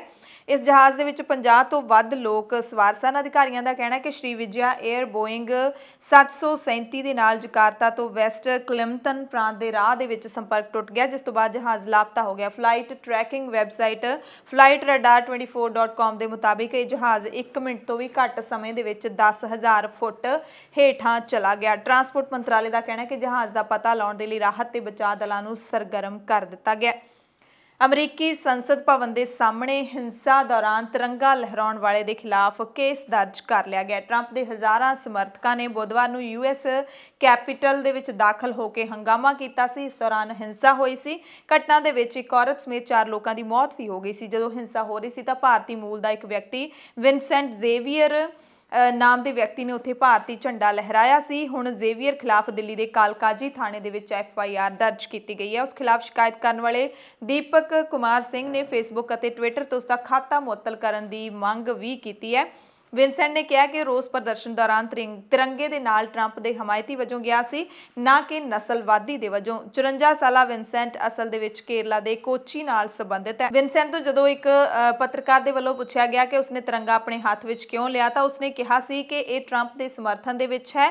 ਰੈਲੀ ਕੋਈ ਨਸਲਵਾਦੀ ਲਹਿਰ ਨਹੀਂ ਸੀ। ਜੇ ਇਹ ਨਸਲਵਾਦੀ ਲਹਿਰ ਹੁੰਦੀ ਤਾਂ ਮੈਂ ਭਾਰਤ ਦੇ ਝੰਡੇ ਚੁੱਕ ਕੇ ਦਾਖਲ ਨਹੀਂ ਸੀ ਹੋਣਾ। ਇਰਾਕ ਦੀ ਇੱਕ ਅਦਾਲਤ ਨੇ ਪਿਛਲੇ ਸਾਲ ਇੱਕ ਇਰਾਨੀ ਜਰਨੈਲ ਅਤੇ ਪ੍ਰਭਾਵਸ਼ਾਲੀ ਇਰਾਕੀ ਮਿਲਸ਼ੀਆ ਦੇ ਨੇਤਾ ਦੀ ਹੱਤਿਆ ਦੇ ਮਾਮਲੇ ਵਿੱਚ ਅਮਰੀਕੀ ਰਾਸ਼ਟਰਪਤੀ ਡੋਨਾਲਡ ਟਰੰਪ ਦੇ ਖਿਲਾਫ ਗ੍ਰਿਫਤਾਰੀ ਵਾਰੰਟ ਜਾਰੀ ਕਰ ਦਿੱਤੇ ਨੇ। ਅਦਾਲਤ ਦੇ ਮੀਡੀਆ ਦਫ਼ਤਰ ਨੇ ਕਿਹਾ ਕਿ ਬਗਦਾਦ ਦੀ ਜਾਂਚ ਅਦਾਲਤ ਦੇ ਜੱਜ ਦੇ ਵੱਲੋਂ ਅਮਰੀਕੀ ਡਰੋਨ ਹਮਲੇ ਦੇ ਵਿੱਚ ਜਨਰਲ ਕਾਸਿਮ ਸੁਲੇਮਾਨੀ ਅਤੇ ਅਬੂ ਮਾਹੀ ਅਲ ਮੋਹਿੰਦੀ ਦੀ ਹੱਤਿਆ ਦੇ ਮਾਮਲੇ ਦੇ ਵਿੱਚ ਵਾਰੰਟ ਜਾਰੀ ਕੀਤਾ ਗਿਆ। ਸੁਲੇਮਾਨੀ ਅਤੇ ਮੋਹਿੰਦੀ ਪਿਛਲੇ ਸਾਲ ਜਨਵਰੀ ਦੇ ਵਿੱਚ ਬਗਦਾਦ ਹਵਾਈ ਅੱਡੇ ਦੇ ਬਾਹਰ ਹੋਏ ਇੱਕ ਡਰੋਨ ਹਮਲੇ ਦੇ ਵਿੱਚ ਮਾਰੇ ਗਏ ਸੀ, ਜਿਹਦੇ ਨਾਲ ਅਮਰੀਕਾ ਤੇ ਇਰਾਕ ਦੇ ਵਿਚਾਲੇ ਕੂਟਨੀਤਿਕ ਸੰਕਟ ਪੈਦਾ ਹੋਇਆ ਸੀ ਤੇ ਦੋਵਾਂ ਦੇਸ਼ਾਂ ਦੇ ਵਿਚਾਲੇ ਤਣਾਅਪੂਰਨ ਸੰਬੰਧ ਪੈਦਾ ਹੋ ਗਏ ਸੀ। ਇਸ ਕਤਲ ਦੇ ਦੋਸ਼ ਦੇ ਵਿੱਚ ਹੀ ਟਰੰਪ ਦੇ ਖਿਲਾਫ ਗ੍ਰਿਫਤਾਰੀ ਵਾਰੰਟ ਜਾਰੀ ਕੀਤਾ ਗਿਆ ਹੈ। ਟਵਿੱਟਰ ਨੇ ਅਮਰੀਕੀ ਰਾਸ਼ਟਰਪਤੀ ਡੋਨਾਲਡ ਟਰੰਪ ਦਾ ਖਾਤਾ ਜਿਹੜਾ ਉਹ ਸਦਾ ਲਈ ਬੰਦ ਕਰ ਦਿੱਤਾ ਹੈ। ਕੰਪਨੀ ਨੇ ਖਦਸ਼ਾ ਜ਼ਾਹਿਰ ਕੀਤਾ ਹੈ ਕਿ ਖਾਤੇ ਦੇ ਰਾਹੀਂ ਫੇਰ ਤੋਂ ਟਰੰਪ ਦੇ ਵੱਲੋਂ ਹਿੰਸਾ ਭੜਕਾਈ ਜਾ ਸਕਦੀ ਹੈ। ਕੰਪਨੀ ਨੇ ਇਹ ਵੀ ਕਿਹਾ ਕਿ ਇਹ ਫੈਸਲਾ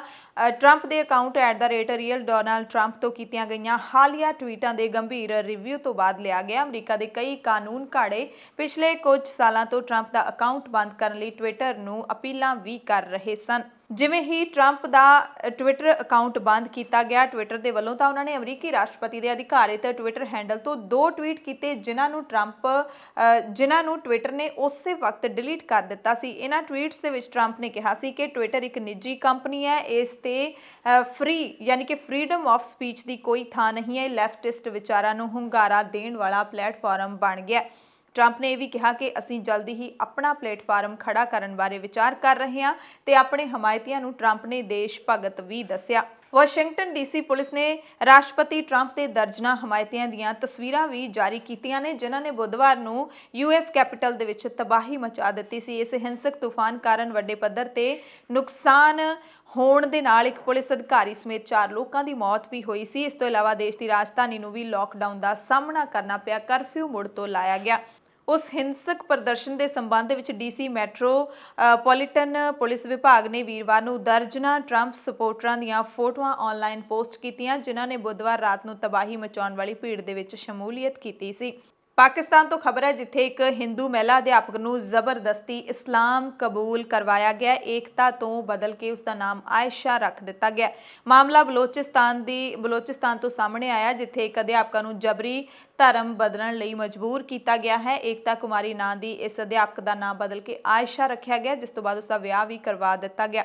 ਰਿਪੋਰਟਸ ਦੇ ਮੁਤਾਬਿਕ ਪਾਕਿਸਤਾਨ ਦੇ ਵਿੱਚ ਜ਼ਬਰਦਸਤੀ ਤਬਦੀਲੀ ਦੇ ਇਸ ਮਾਮਲੇ ਵਿੱਚ ਪਾਕਿਸਤਾਨੀ ਫੌਜ ਅਤੇ ਇਸਲਾਮਿਕ ਕੱਟੜਪੰਥੀ ਦੇ ਨੇੜਲੇ ਮੀਆਂ ਮਿੱਠੂ ਦਾ ਹੱਥ ਦੱਸਿਆ ਜਾ ਰਿਹਾ ਹੈ। ਪ੍ਰਾਇਮਰੀ ਸਕੂਲ ਦੀ ਅਧਿਆਪਕਾ ਏਕਤਾ ਕੁਮਾਰੀ ਨੂੰ ਪਹਿਲਾਂ ਜ਼ਬਰਦਸਤੀ ਅਗਵਾ ਕੀਤੇ ਜਾਣ ਦੀ ਖਬਰ ਹੈ, ਫਿਰ ਉਸ ਦਾ ਧਰਮ ਬਦਲਿਆ ਗਿਆ ਤੇ 6 ਜਨਵਰੀ ਨੂੰ ਯਾਰ ਮੁਹੰਮਦ ਭੁੱਟੋ ਦੇ ਨਾਲ ਉਸ ਦਾ ਵਿਆਹ ਕਰਵਾ ਦਿੱਤਾ ਗਿਆ। ਦਸਤਾਵੇਜ਼ਾਂ ਵਿੱਚ ਉਸ ਦਾ ਨਾਮ ਏਕਤਾ ਤੋਂ ਬਦਲ ਕੇ ਆਇਸ਼ਾ ਕਰ ਦਿੱਤਾ ਗਿਆ ਤੇ ਹਾਲੇ ਤੱਕ ਪੁਲਿਸ ਨੇ ਇਸ ਮਾਮਲੇ ਦੇ ਵਿੱਚ ਕੋਈ ਕਾਰਵਾਈ ਨਹੀਂ ਕੀਤੀ ਹੈ। ਸੋਸ਼ਲ ਮੀਡੀਆ ਤੇ ਵੌਇਸ ਆਫ ਪਾਕਿਸਤਾਨ ਮਾਈਨੋਰਿਟੀ ਦੇ ਟਵਿੱਟਰ ਹੈਂਡਲ ਤੋਂ ਇੱਕ ਟਵੀਟ ਕੀਤਾ ਗਿਆ ਜਿਹਦੇ ਵਿੱਚ ਕਿਹਾ ਗਿਆ ਕਿ ਪਾਕਿਸਤਾਨ ਦੇ ਵਿੱਚ ਜਬਰੀ ਧਰਮ ਪਰਿਵਰਤਨ ਕਰਨਾ ਆਮ ਹੋ ਗਿਆ ਹੈ। ਮੀਆਂ ਮਿੱਠੂ ਨੇ 6 ਜਨਵਰੀ ਨੂੰ ਇੱਕ ਪ੍ਰਾਇਮਰੀ ਸਕੂਲ ਦੇ ਅਧਿਆਪਕ ਤੋਂ ਇਸਲਾਮ ਕਬੂਲ ਕਰਵਾਇਆ ਹੈ। ਜਲਦੀ ਹੀ ਇੱਕ ਦਿਨ ਅਜਿਹਾ ਆਏਗਾ ਜਦੋਂ ਚਿੱਟਾ ਰੰਗ ਇੱਥੋਂ ਦੇ ਝੰਡੇ ਤੋਂ ਪੂਰੀ ਤਰ੍ਹਾਂ ਨਾਲ ਅਲੋਪ ਹੋ ਜਾਏਗਾ। ਇਹ ਵੌਇਸ ਆਫ ਪਾਕਿਸਤਾਨ ਮਾਈਨੋਰਿਟੀ ਨੇ ਟਵੀਟ ਕੀਤਾ ਹੈ। ਪੰਜਾਬ, ਭਾਰਤ ਅਤੇ ਦੁਨੀਆ ਭਰ ਦੇ ਪ੍ਰਾਈਮ ਟਾਈਮ ਦੇ ਵਿੱਚ ਤੁਹਾਡੇ ਸਭ ਤੋਂ ਇਜਾਜ਼ਤ ਚਾਹੁੰਦੇ ਹਾਂ। ਤੁਸੀਂ ਸਾਰੇ ਆਪਣਾ ਧਿਆਨ ਰੱਖਿਓ, ਲੋੜਵੰਦਾਂ ਦੀ ਮਦਦ ਕਰਦੇ ਰਿਹਾ ਕਰੋ ਅਤੇ ਕਿਸਾਨਾਂ ਦੇ ਸੰਘਰਸ਼ ਦੇ ਵਿੱਚ ਜਿਵੇਂ ਦਾ ਵੀ ਯੋਗਦਾਨ ਤੁਸੀਂ ਪਾ ਸਕਦੇ ਹੋ ਜ਼ਰੂਰ ਪਾਓ। ਅਫਵਾਹਾਂ ਤੋਂ ਬਚ ਕੇ ਰਿਹਾ ਕਰੋ। ਧੰਨਵਾਦ।